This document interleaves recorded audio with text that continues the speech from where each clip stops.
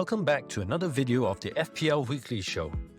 In this video, I'm going to go through my Game Week 5 team selection as we look towards the Tuesday midweek game week deadline.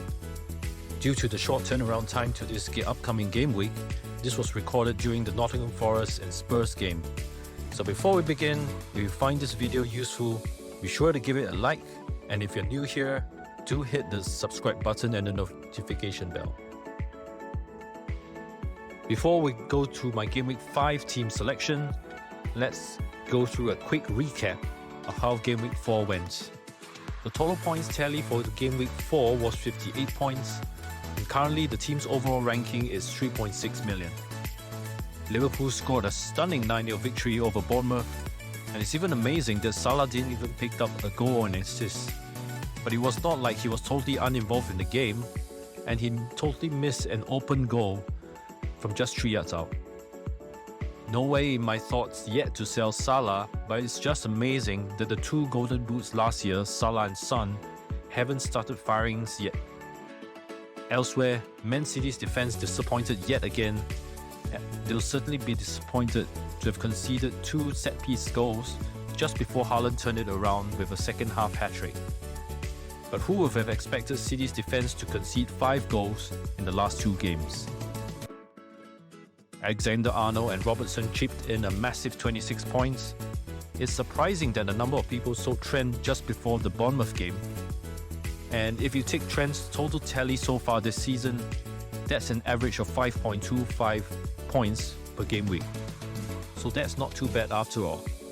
Zinchenko got a knock to his knee and missed the Arsenal game, which should be a late surprise as there was no mention that he was unavailable during Arteta's press conference.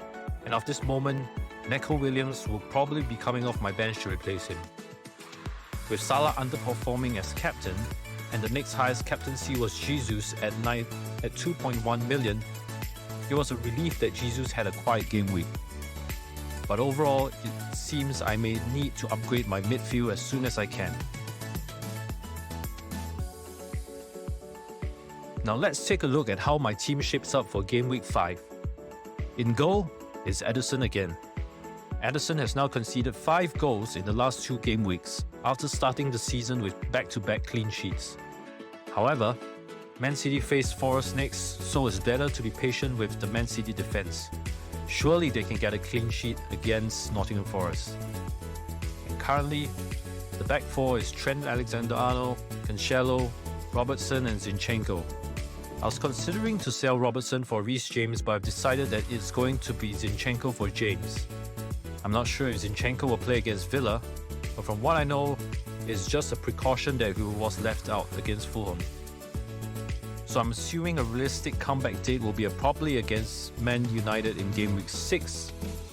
But with majority of Chelsea's upcoming 7 fixtures are relatively easy on paper, with the likes of Fulham, West Ham, Villa and Brentford, I might just well do the transfer. And with Fofana coming into the team shortly, I will expect that Reece James to be fixed into the right wing-back spot. So here we go, Zinchenko for James, our free transfer for this week used, and now there is 0.6 million left in the bank. So that's how my defense is shaping up for this week.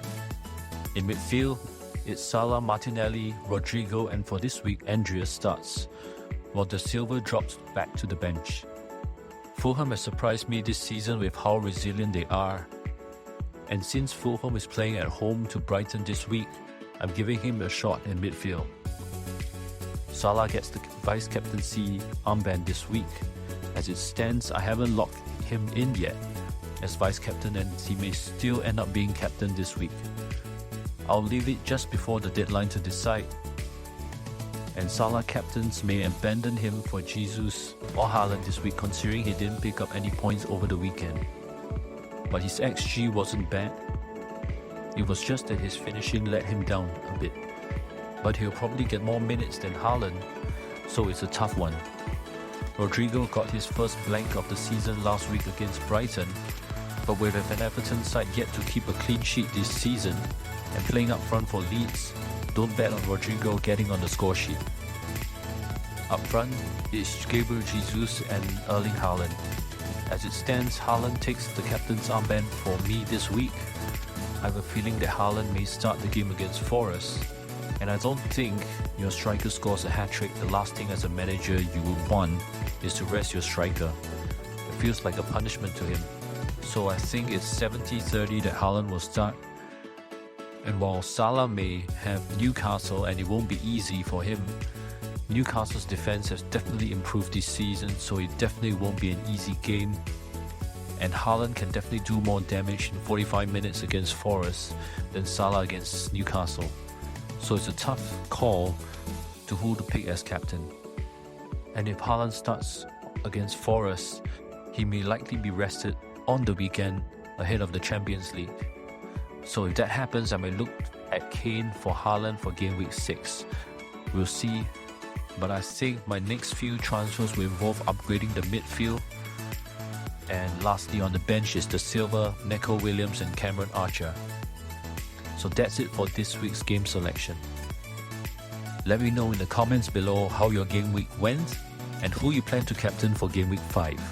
And if you've enjoyed the content so far, don't forget to click on the subscribe button to support the channel. Hope you have a good game week, and I'll see you on the next video.